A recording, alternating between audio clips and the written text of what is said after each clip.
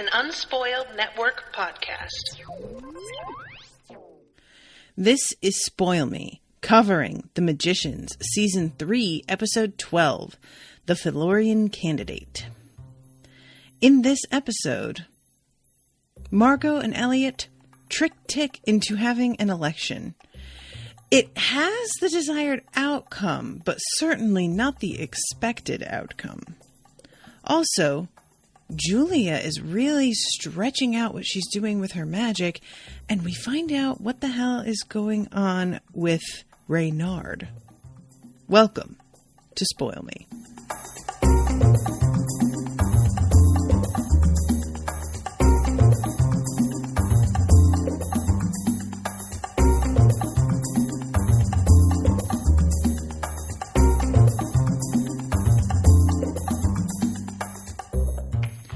Welcome to the show, everybody. I am Natasha.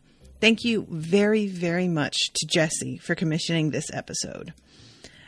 This episode was probably one of my favorites so far because it is just so full of surprises. The show does tend to surprise me, but sometimes the surprises are less good than others. Sometimes the surprises feel a little bit like either really totally out of left field or just like deeply frustrating. And this episode was one where the twists were actually really, really working for me most of the time. That's not to say that maybe there isn't a stretch here and there, but I really enjoyed this one. So we start off with the recap, and those of you who use streaming services to watch this, you know that there's almost always a button that you can press that skips the recap. And for the most part, I press that because I watch these pretty close together. There are some shows that are far enough apart that I watch the recap because I'm like, the last time I watched this episode was like a month ago, so I need this. But this time, when it started to play, I realized that they were doing something a little bit different than usual.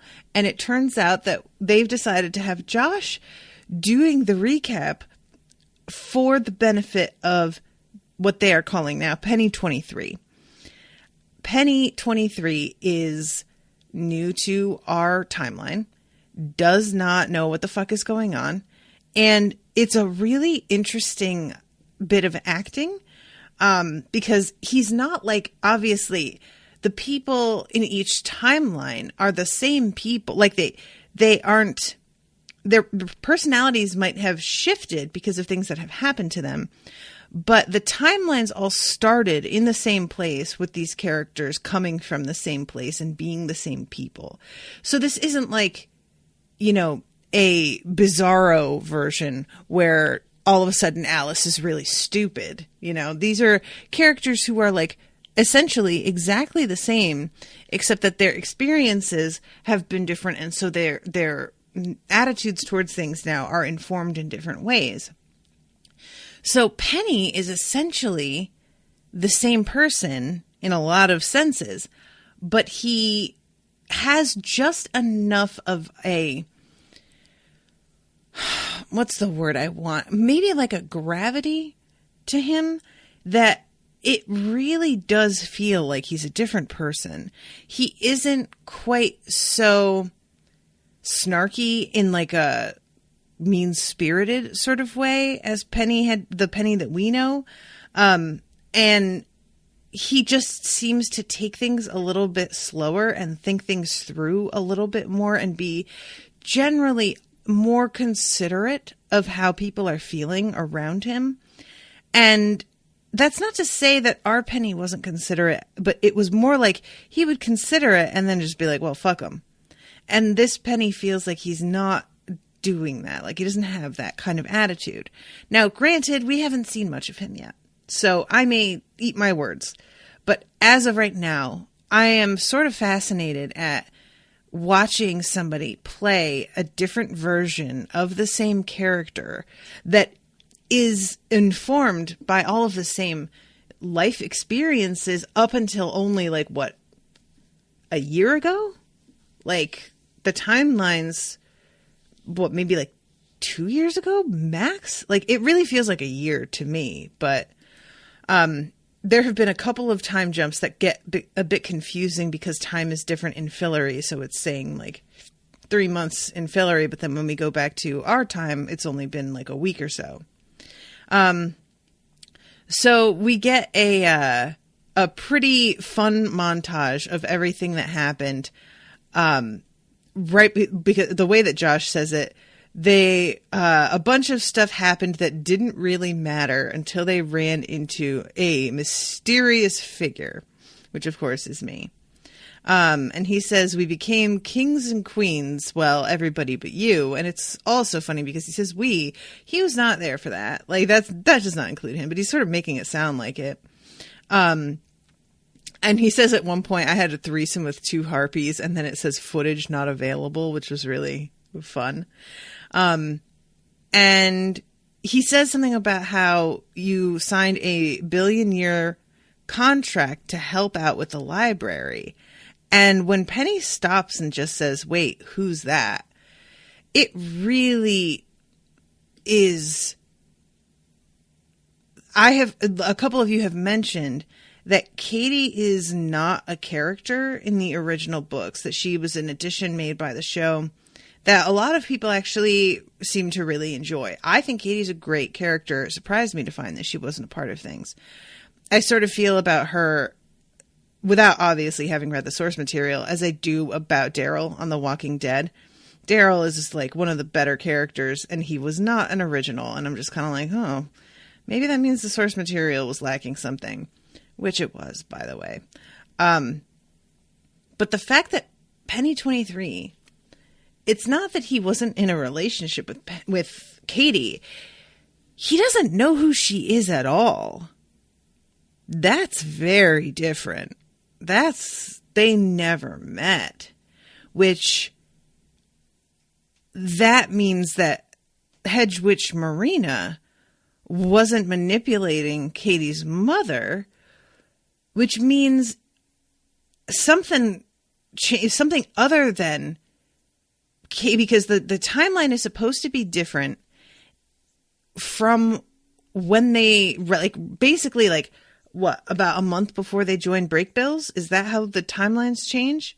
I might be, actually, I'm realizing that I'm operating under this premise that it's just like the timelines begin right around when they started Breakbills, but I might be wrong about that. I don't actually have any evidence for that. I don't remember if that's been specified. But that means that something else was very different in that timeline that caused Katie to not be in the school. And that would mean that because she wasn't intending to go to Breakbills, was she? She went because Marina was holding her mother hostage, and Katie agreed to spy for her and steal things for her. So I am assuming if she wasn't at the school at all, or she could be, and he just never had a moment of even noticing her because he was so into Julia.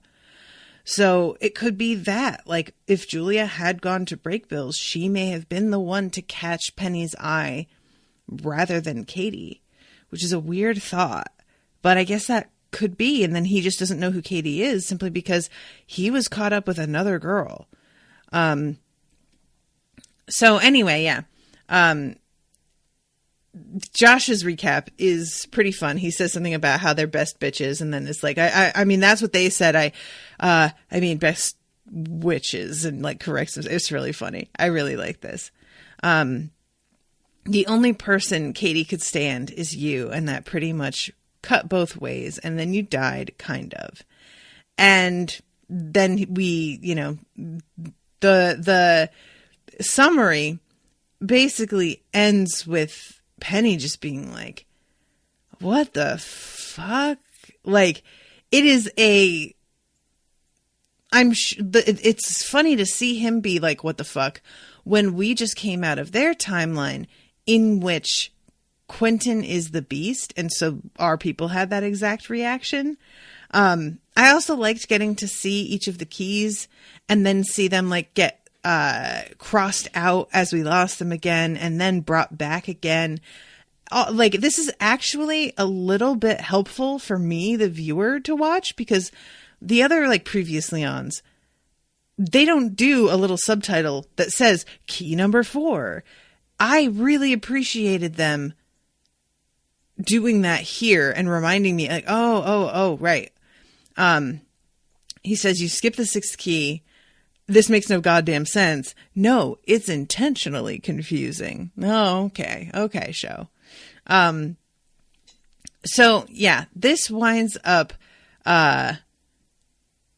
when we come back into the actual story, Quentin is talking to Alice about the fact that he was the Beast and is rather defensive about it. Huggabug just messaged in the chat. Maybe Katie didn't get into break bills, but Julia did. Maybe. I just sent you a whole email on my thoughts on how the timelines might work. And Jessie says, can you post your thoughts on the Facebook page too? Yeah, in the group. Unless you're not in the group, that's possible. So guys, small thing, but Quentin's wearing his hair in a ponytail now. And I feel like this is a thing. I feel like this means something. I don't mean like plot wise necessarily. I think this means something character wise. He's got a little bit more swagger this episode. And by swagger, I just mean like confidence in himself in a way that he hasn't. And it's really funny to me to be looking at him this episode and be like, something's different. And then he's talking to Julia and he is saying to her, like, I really thought that doing this quest would make me somebody different. And I'm like, yeah, I think it did, buddy. I just think it's like way more subtle than you realize. We really expect life to change us in ways that are like a montage. We expect to be able to turn over a new leaf completely. I am astonished when I look back at who I was 10 years ago, at how different I am. But there wasn't a moment that happened. There was a series of moments that informed things. And sure, I can point to some of them and be like, oh, this is the moment when I really understood XYZ. But I think this has been one of those for Quentin. And he just doesn't really have the perspective yet to understand how much this has actually affected him. So, you know, we are talking about what's going on in the castle at the, what is it that they keep calling the castle at the like end of the universe, that Julia opens and supposedly lets in some like creature, some ancient evil, unknowable, unthinkable. And Alice at this point is like, well, I bet the library might know. And Quentin gets kind of a look on his face. But then he's like, yeah, you know what? You're right. You should ask them. They say they want to help. It'd be nice if they actually did. So he sends her off. And Julia is kind of like, dude, what are you doing? Like, are you sure about this? And I found it really surprising myself. And this sort of, for me, was like the first clue that my noticing his hair being pulled back might be like actually a legit thing, because I don't feel like Quentin from a couple episodes ago would have taken this attitude. But the Quentin that we are looking at right now is, I just get the sense that he has become a little bit more practical. And he said, you know, him saying they say they want to help, they may as well fucking try. That's not just him like getting rid of Alice and being like, give her something to do because I don't trust her and I don't want her around. This feels like, I mean, they may have something to contribute and I'm going to like take it with a grain of salt and be really cautious about it, but I'm not going to not take advantage of what I've got available to me out there. And like, I may be misremembering this, but yeah, okay, I'm watching this right now and I'm realizing I'm right. Quentin is the one that suggests that they send Penny 23 to spy on Alice. So rather than just like digging his heels in, getting petulant about the fact that Alice is not who he wants her to be, that she's working with people that he doesn't trust. He is sort of letting go of that and just being like, you know what? This is what she's decided to get involved in. So I guess, okay, be involved in it. And I will be over here safeguarding what we've got going on and verifying things on my end the way that I need to feel comfortable.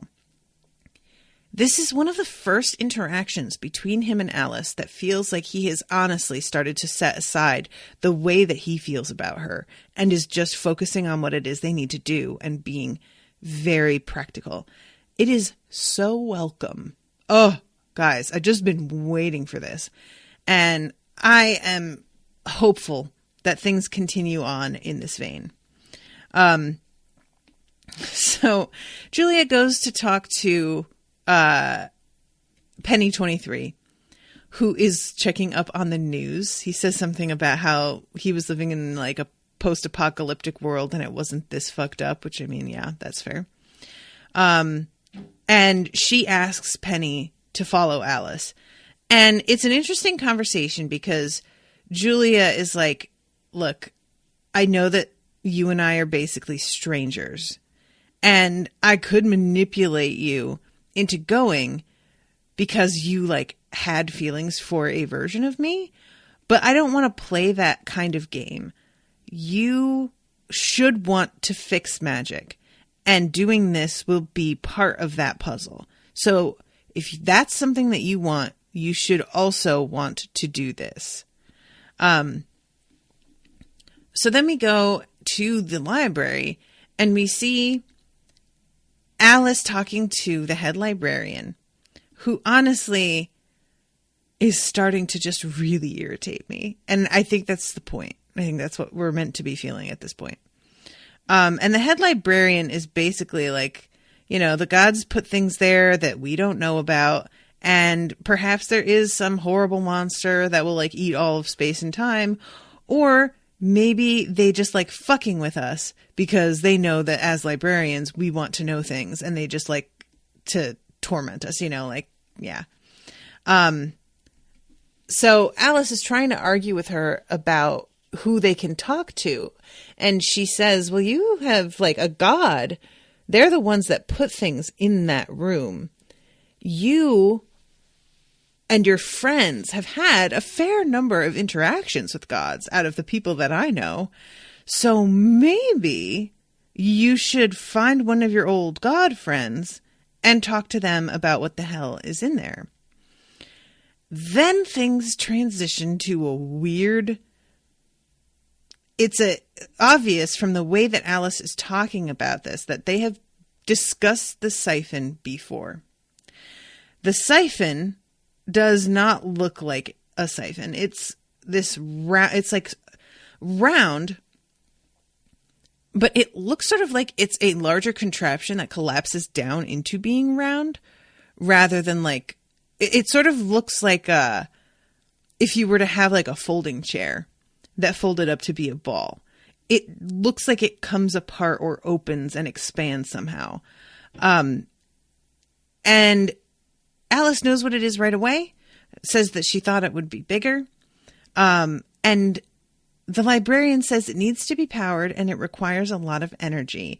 Our intended source has not fulfilled their end of the bargain, which I am thinking now, because I was saying like, who the fuck was going to be using the, like that huge amount of fairy dust? Was it the library that was asking them to basically like kill all of their stock and buy it all? That feels like what she's saying, and that they were going to use all of that fairy dust to power the siphon.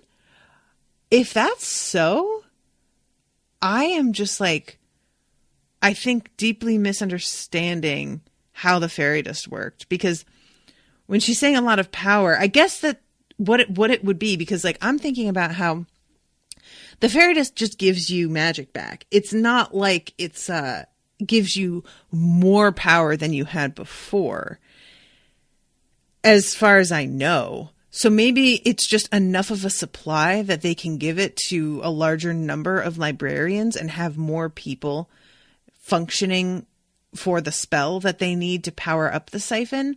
Because I do get the impression that they don't give the dust to every librarian, that there are some that need to be able to travel, need to be able to do magic.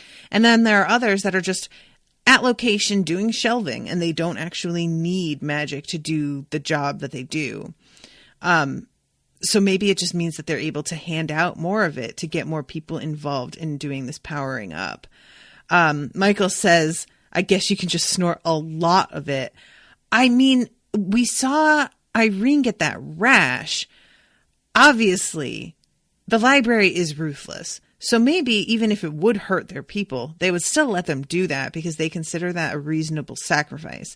But that doesn't feel like it to me. But I might be wrong. I don't know.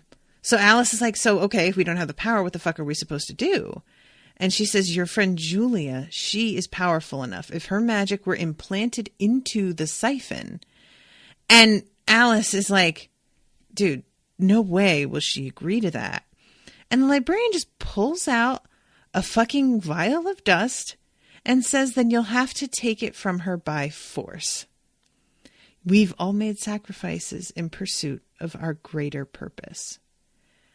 And it's a really dangerous thing that she is saying this to Alice. I do feel Alice that we know now has come some way from the Niffin Alice that we did know before. I don't think, however, it's completely outside of the realm of possibility that she would do this. I think she would regret it, or it would be more difficult than it was for the previous version of her to do. We saw how she reacted when she hurt Julia, when she was holding Julia's power. She seems to genuinely feel bad about it and wish that she had not done it and want to undo it.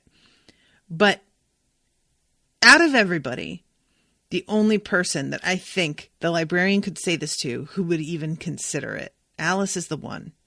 And it's really awful to watch this conversation happening. And she explains to Alice that once she we don't know what the siphon is initially, but then she kind of is telling us in the instructions, remember, once magic is flowing again, you have 30 seconds to attach the siphon. If you miss that window, our chance is gone forever. Now, I don't know what she means about once magic is flowing again. Is she hoping that the team succeeds in their quest for the 7 keys and she wants Alice, once they have succeeded, to divert the magic? Or are they going to have another means of turning magic on somewhere else and siphoning it off? For example, could Alice go into a timeline where magic hasn't been shut off and siphon it into this timeline? Is that a thing? I don't get the impression that's what she means, because once magic is flowing again is a very specific sentence. It sounds like she is waiting for Alice and her friends to turn magic back on again, and then she basically wants Alice to steal it for them, the library. That's fucked up. And Quentin's reservations about this are correct. I mean, it's not like she doesn't have a point when she says something about how he had to, audition, I guess, for lack of a better word, to get into break bills. And then if he hadn't gotten into break bills, his mind would have been wiped of the memory of magic altogether. So there was already a body out there that was prepared to pick and choose who got to use magic. That's not incorrect in terms of it being a thing that happened. Whether or not that was the right way to handle it, though. I mean, just the fact that somebody else did a thing does not make the thing the right thing to do. I would really be interested in some follow-up interviews with people who had some magical talent, but not quite enough to get in, and see what their lives are like and how things turn out for them when they have this like small ability that for whatever reason they are not aware of anymore because their memory of it has been taken away, or that they just maybe don't have the ability to exploit the way that they did. I really wonder if their lives just continue on normally the way that it's been asserted they do. We haven't seen that. I don't know that to be true. Obviously, Julia seems to be a special case in that she still sort of remembered the incident with the interview at Break Bills. And that seems to be like something that was orchestrated specifically because this was a different timeline and it was mixing things up. So I don't know that if there isn't somebody specifically interfering with a person's life, that there is a possibility for them to remember. But what if they do? Like, what if people do remember after? You know? What happens then? What if she wasn't the only one? Don J says, are you talking about light hand magic or demons and black magic? Don J, I do not know if you are in the right place because this show is not about either of those things. I mean, not really. There's not, like, this show doesn't really have black magic and light. It has magic that's more dangerous, but everything is sort of treated as like, well, it's all kind of dangerous, really. Hugabug says there are an awful lot of hedge witches. That's true. I mean, I have been assuming that the hedge witches are people who found out about their abilities on their own and for whatever reason did not get like scooped by Break Bills for an interview in the first place. But honestly, I don't know how that works out. I don't know how many of them even know about Break Bills and not. Like, how does that happen? Because it seems like Break Bills erases your memory of it. So, you know, if this isn't something that takes, and there are this many hedge witches, you'd think that Break Bills would start to be aware of the fact that, oh, hey, our memory wipe doesn't seem to work that well. Actually, there's a lot of people who still remember and still gather together and become hedge witches and start to just do their own thing.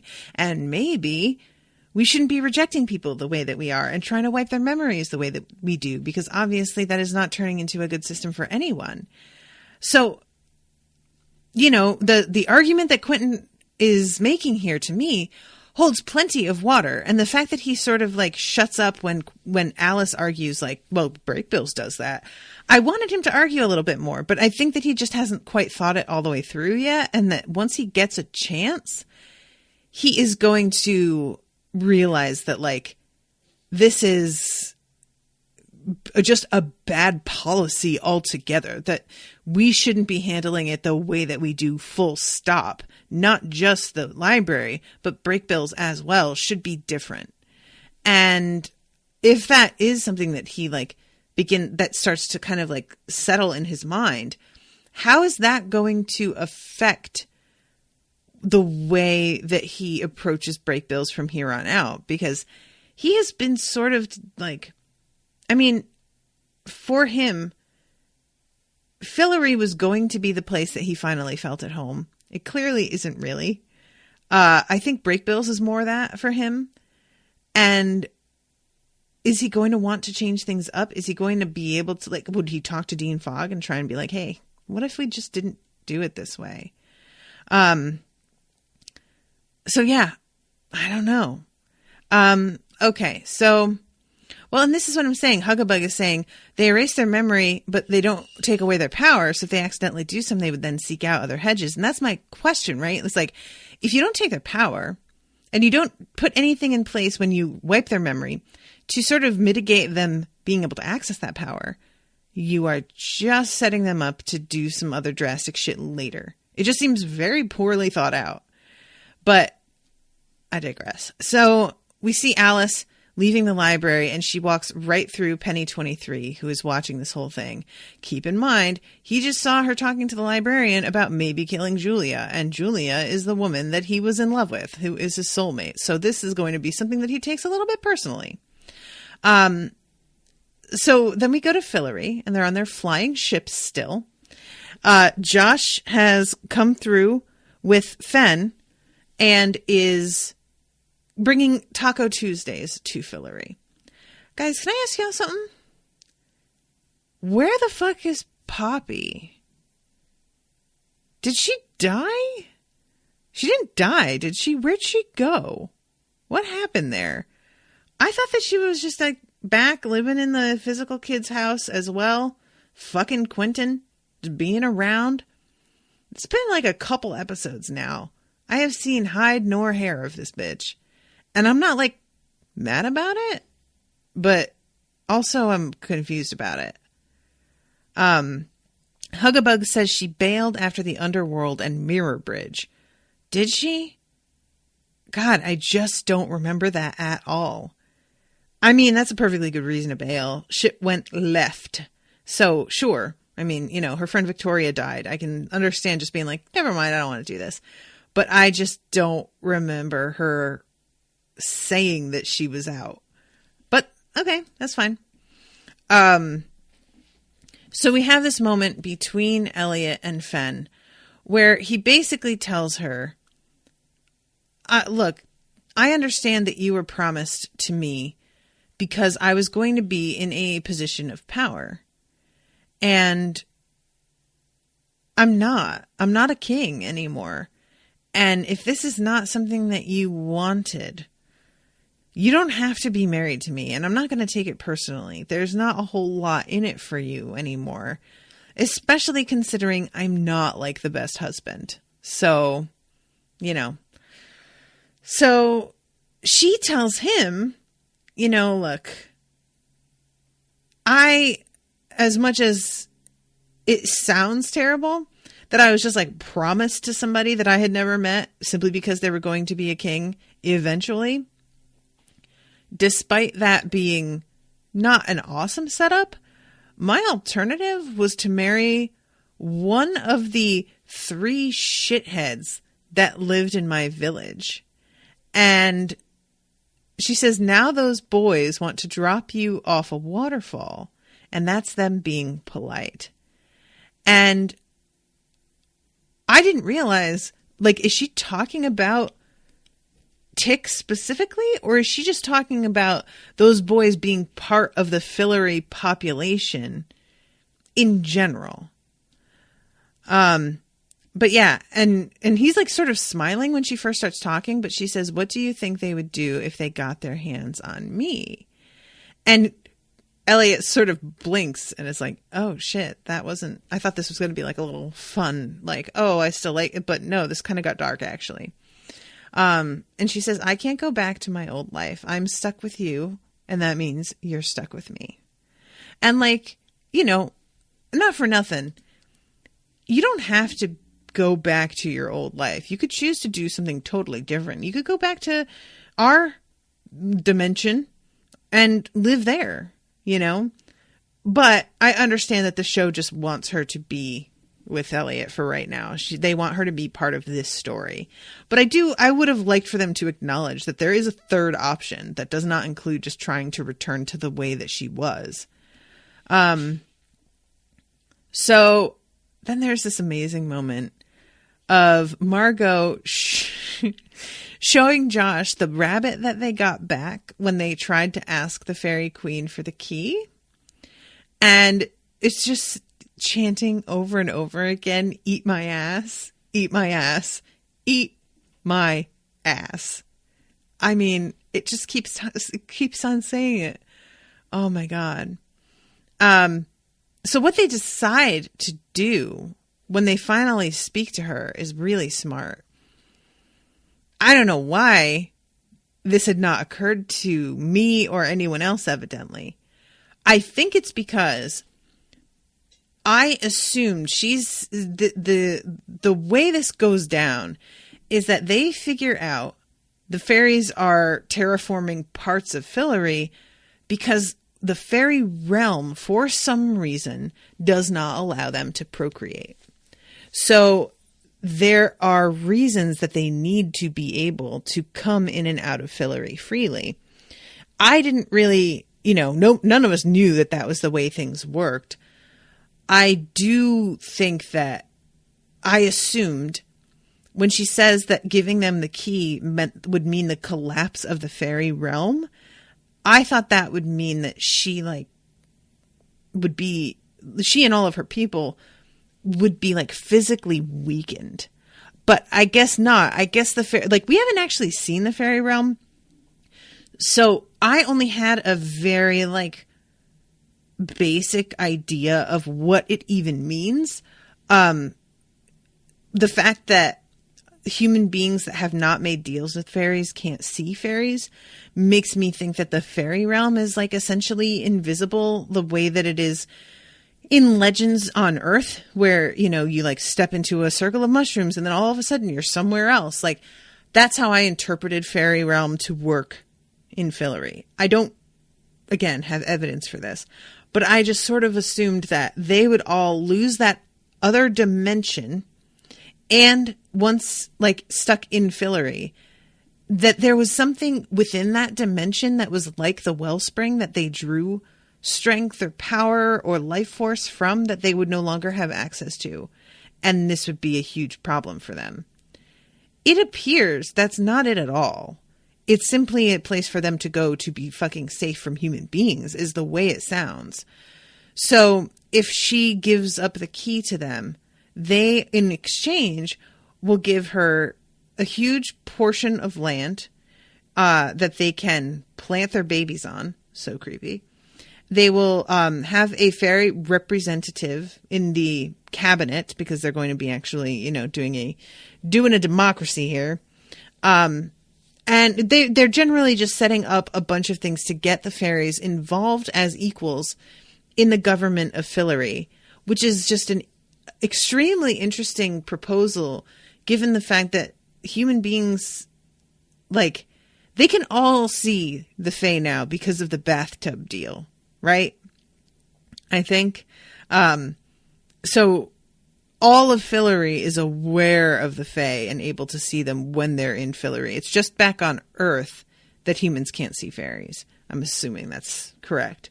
So yeah, I'm wondering about the reaction of the people of Fillory to the fairies being integrated when they didn't even know they existed up until a week ago, or they just couldn't see them.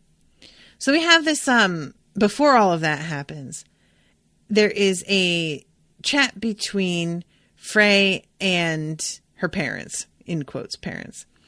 They want her to summon the fairy queen and talk to her. And she's just do you guys not remember the fact that she threatened to kill me last time we saw her? I am absolutely not going to talk, invite her in here at all. And Fen is well, how are you not friends with any other fairy kids? You can't find somebody on your behalf to go and see her? And Frey says there are no baby fairies in the fairy realm. There were just human kids that they bargained away from their actual parents. And this makes Fen and Elliot sort of pause.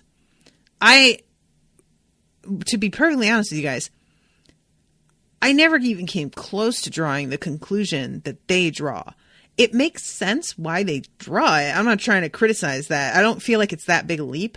But I just assumed when she said that she meant that the human children were kept separate from the fairy children. That's not what she said, though. She says there were no fairy children in the fairy realm. So I should have taken her much more literally, but I didn't. I assumed that she just didn't see them and they were definitely there, But they take her at her word and start to sort of put things together. And at this point she says, so I don't fit in with humans properly. I don't fit in with the Fae. Why do you think I work at an animal bar? And the camera pulls out and we see all of these different animals, the whole place. It's got tables. There are a couple humans here and there, but there's hay all over the floor and hay bales. I think there's a trough in one spot. So yeah, when she says an animal bar, yeah, there's a couple troughs because there's a llama and an alpaca. There's a pig trying to see everybody. We got a bulldog, another dog that looks just like a mutt, an owl. Is that a guinea pig, I think, on that table there? Yeah. And Margo is having a drink with this bear. Guys, I am dying to know how they did this scene. I am assuming that bear is photoshopped in from another location. That, you know, it was just like a green screen thing. But I really love the idea that they like got some real bear in the studio and like had a trainer and like did the whole thing. I want so bad to have a giant bear friend. Think about how cozy to snuggle up with your bear friend wrapped in their old bear fur and a cozy bear hug. Sounds so nice. And yeah, evidently that sounds really nice to Frey too, because Frey be fucking this bear, I guess. Margo is in the middle of telling this bear that she doesn't judge him. And you don't know what that's about. And then when she comes over and she speaks to Elliot, it's this moment that we don't even realize is hugely significant. Because she tells him that this bear is involved with Frey. And Frey obviously is very apprehensive about how he's going to take this news. But I mean, if she could not have asked for parents that would be more open-minded to this than Margo and Elliot, because the two of them, they get up to some freaky shit. So they are very much like very sex positive and just like, as long as you are consenting adults, do whatever the fuck you want. And it's a really sweet moment of like her being like, no, honey, she loves him. And Elliot turning and looking at Fen and her just looking at him like, well, what are you going to do? And Frey being obviously unprepared a little bit to be having this conversation all of a sudden, but not averse to having it. Apparently this is very taboo, but as long as it's consensual, I say go hog wild or bear wild or bull wild. He's very concerned about getting your approval. I don't think he quite gets that you're not even Frey's real dad. And Elliot gives his blessing.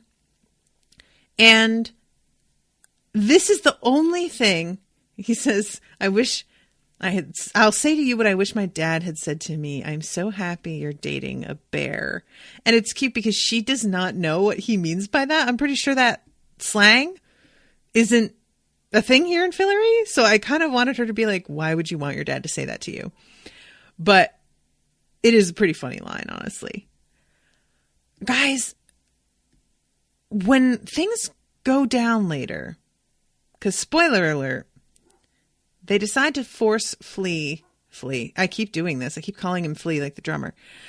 Is he a drummer? You know the one I'm talking about. When they force Tick into having this election, because as Margo puts it, you can give people or offer people anything, but you can't take it away again. They have this very heated election cycle. And in the end, Margo winds up winning. Michael says Flea is the bassist. Thank you, Michael. I don't know music, guys. It's fine. Somebody's yelling at me right now. When Margo, she winds up winning, as it turns out, because of the fact that she sat down and talked to Humbledrum, was I believe the name of the bear. And a part of me was a little bit surprised. I'm totally excited, don't get me wrong, that Margo won the election, because it turns out they completely underestimated the number of talking animals in Fillory, and they basically outnumber the talking humans 2-1. So yeah, if you get the animals on your side, you're pretty much good. I would have thought the fact that Elliot gave his blessing to Frey would be more significant to them. Like, yes, Margo sat down and had this conversation and like, that's awesome. But I really would have thought that his official blessing on his daughter, the princess, marrying a bear or being with a bear would do just as much for his profile as it does Margot's. It's fine. It just does seem like a little bit, you know, like we're just going to ignore that so that Margo can be king. I'm not mad at Margo being king. That's cool. But it is just a bit of a like, well, okay, I guess. But, and they fucking have him like Humble Drum yell off screen like, thanks, Frey's dad. And he has the stupidest voice. And you can see both Margo and Elliot trying not to laugh. And I really want to know who the fuck is yelling off screen. Because this just feels like some goober from fucking lighting. Or for all we know, Quentin just putting a voice on. It could be Julia putting a voice on. Like, I don't know. This is just, it just sounds so strange and unnatural. And I really would have appreciated them putting a tiny bit more effort into the voice for Humble Drum instead of him just being like, bye, Margo, and just sounding like a regular person doing a dumb voice. But also, it is pretty funny. So what are you going to do? So then we go to Alice only partially informing her people of everything that went on. And at this point, because I kind of expected there to be like a confrontation here of Penny 23 being like, what you just told them isn't the whole truth. But instead he is watching, from the astral plane still. And he allows them to have their whole conversation. And then she leaves to go talk to Dean Fogg. And he comes out and is just like, so she's lying. And I have to remind everybody that Katie is still trying to get used to the fact that there is a Penny here that she is not with, who is a different person. It's a really terrible moment when she sees him and goes up to him and hugs him and then starts to pull away. And because she clearly like can tell this is not her Penny. And guys, I'm not going to lie to you. Later on, when they use the key, the Unity key, to talk to each other, and she thinks she's speaking to Penny in the underworld, and then she realizes it's not him, I like got really choked up. That was like a fucking nightmare. Like, because we know she's not seeing her Penny again unless she goes to the underworld somehow, which is like, you know, perfectly likely. Who knows how they're going to do this?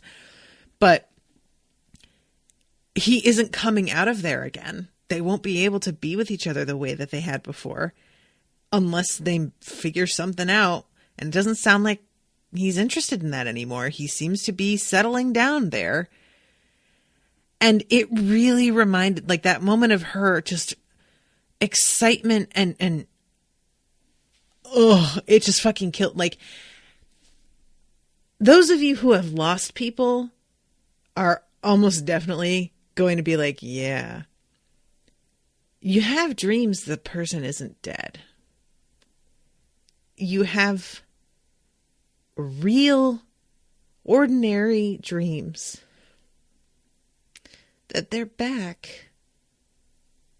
And even in the dream, you're like, this doesn't seem right. But in the dream, you'll do something like, oh, we just haven't talked in a while. I just haven't called you. I don't know why I haven't called you. But I'm so glad to be catching up. And then you wake up.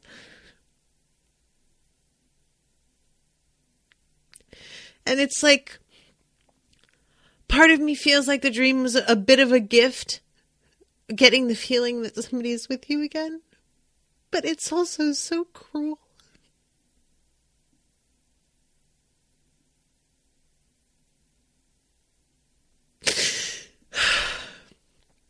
So yeah, that scene fucked me up. And her acting in that scene fucked me up because it just felt like she really threw herself into that moment of grasping at finally being able to speak to him again after trying to get in touch with him. And it was like, you got the feeling from her that she was like gulping water, you know, after not having had anything to drink and searching for water. And she finally gets it. And she's like halfway through the bottle and somebody tells her, oh, that's not water. And she looks down and it's just empty. There's nothing there. You know, like, it's awful. I hated it. And I've been fairly invested in her and Penny. Like, you know, I don't really care about Penny specifically so much, but the two of them did have really good chemistry. And I was like here for most of that.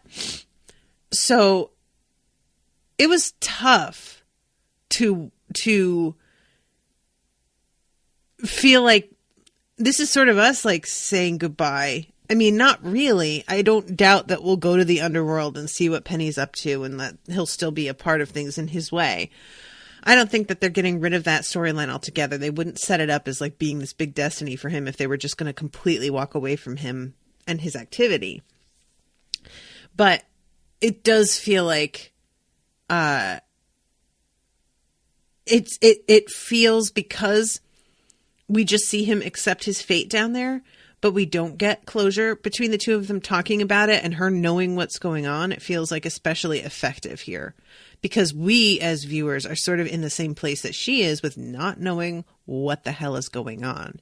You know, all we know is that he's like accepting that he will stay in the underworld, but we don't really know like if he will ever be able to let her know that this is the decision that he made. We don't know.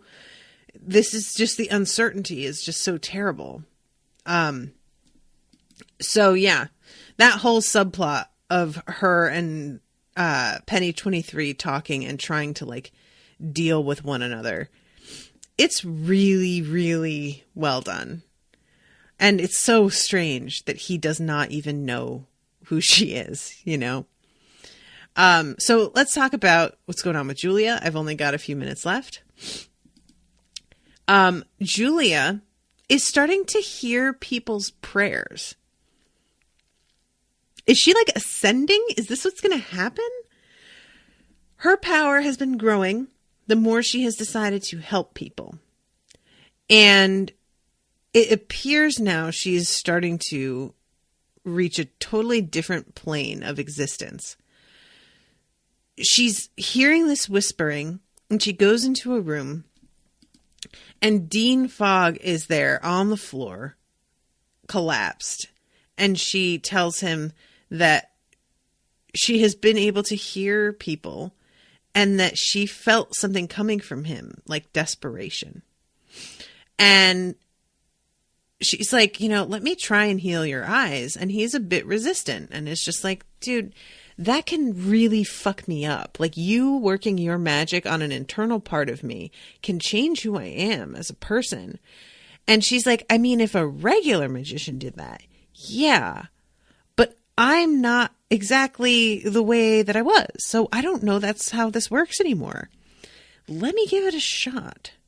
And he decides kind of like, I mean, what's worse that can happen? I'm already in despair. Okay, sure. And she does it. You can see the look in his eye. It's like a really great moment.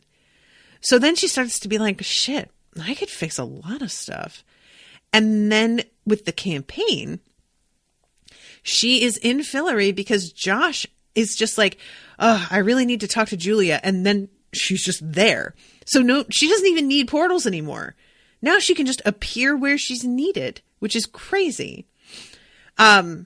And she goes with Josh to the forest that she fucking torched, I guess, when she was shadeless. And she brings it back up and it's so good. I love how this is done because they show her like kneeling and doing this, like, you know, slow, complicated magic of bringing a small, like, seedling essentially up that's growing up into a sapling. And Josh looking at her and smiling and nodding like, yeah, see, there's our first step. And they're in the middle of being pretty satisfied with this little tiny baby. And all of a sudden there's this like shaking in the ground and her eyes glow. And then a bunch of fully grown ass 30-foot fucking trees just pop up whole out of the ground. And there are a couple of Fillorians like standing there going, are you kidding me? And Josh goes and hands out some campaign posters to them. And it is pretty fun. I really enjoyed the scene a whole lot. So we see these like these back and forths for the campaign between Tick and Elliot, and Elliot's just making big splashy promises that he absolutely can't keep, which he knows he can't, but he just wants to win. And Tick just keeps making these really granular, uninteresting, but extremely practical and correct suggestions about things. And I was so happy at the way this like shakes out, because in the end, after Margo is elected, Elliot goes over and speaks to Tick and is like, dude, you're really smart. And honestly, we need you. Now, we don't trust you, and we are definitely going to keep security on you 24 hours a day. But you had some like legit ideas, actually. And we would appreciate it if you would work with us and be in the cabinet. And I was really glad, because you can hear him like as he's talking about all of this.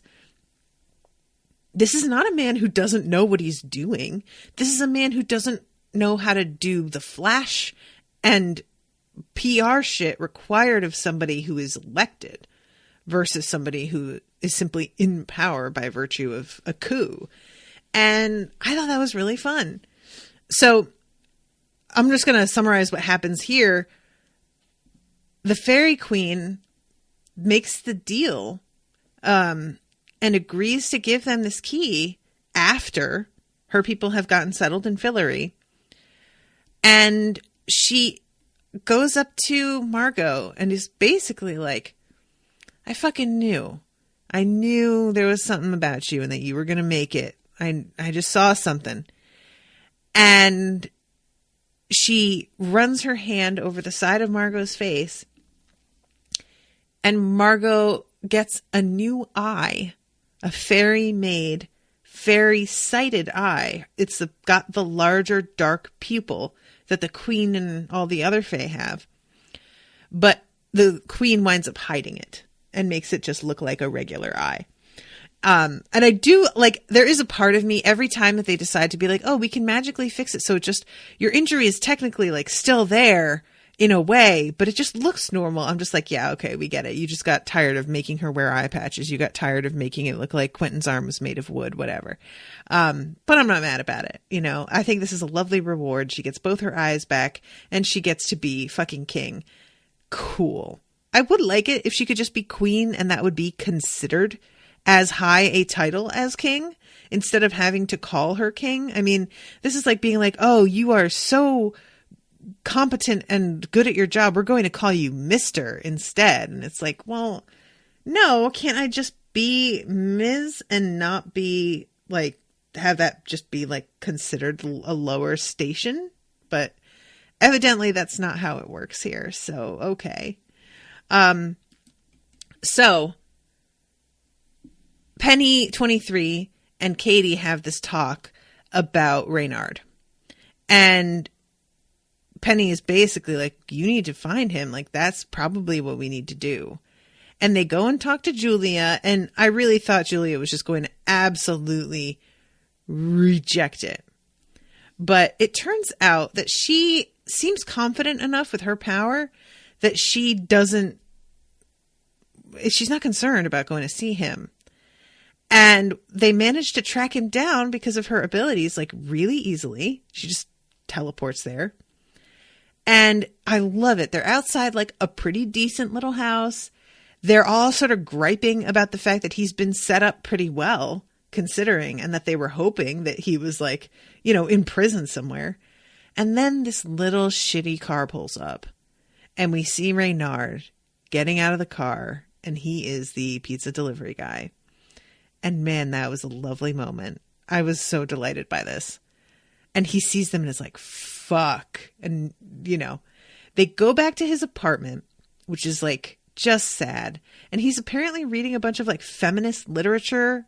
And I don't know whether to believe that or not, but he says something about how like being a human with no power has changed his perspective on stuff. And part of me is like, has it? Because you're just a liar. Like that's your job. So, but nevertheless, they are pressuring him to tell them what the fuck is in there. And he, it turns out, has this fucking God bullet that they were going to use on him. And, it got taken out of Julia's hands and she wound up letting him get away. So he pulls this gun on Julia, but she can make time stop the fucking way his mother did and just freeze him up. And it's amazing. And she has the bullet and is like, hey, don't you think maybe this probably kills the thing that's behind the door? And I'm like, I mean, maybe it does, Julia, but I have a hard time believing there's just one thing behind the door. And also, like, just killing it, that doesn't prevent whatever else is back there from also getting out. It just seems we're taking everything at very much face value here. But okay. And they have an opportunity to kill him, and they don't do it. Penny 23 is kind of like, are you serious? You're just going to leave him? And both of them agree that he is being punished, that this is like adequate, and they leave him as is. And I think that was a baller move, and I liked it. As much as I want him dead in my way, this does feel more effective to me. And if he actually is reading feminist lit and actually is opening his brain, so much the better. But even if not, still works. So I'm over time. I didn't even get around to talking about Quentin and his dad and his father's cancer. But to sum it up, Quentin has to come to terms with the fact that his father's magical cancer, which went into remission when magic was turned off, is going to come back if he turns magic on and succeeds in his quest. And he goes to speak to his dad, and his dad is like, are you asking my permission to give me my cancer back? And Quentin is like, no, I am telling you, I'm really sorry, but this is going to happen. And it's one of the more adult moments, again, that we have seen from Quentin. He's growing up. It's finally happening. And I really liked that scene. I liked him and his dad talking. I haven't cared too much about his dad. Obviously, he hasn't been on the show much. But, I liked the handling of this and of Quentin just having to be like, sometimes you just have to apologize. Sometimes you just have to say, hey, I'm sorry, there's a bad thing that's going to happen and you can't fix it and you can't get around it. And that's just how life is going to be sometimes. There it is. All right. I am going to wrap up. Thank you guys so very much for hanging out with me in the chat and talking to me. Thank you very much to Jessie for commissioning this episode. I really, really appreciate it. This was super fun. And I will be seeing you all again very soon with a new episode. Until then, toodaloo, motherfuckers.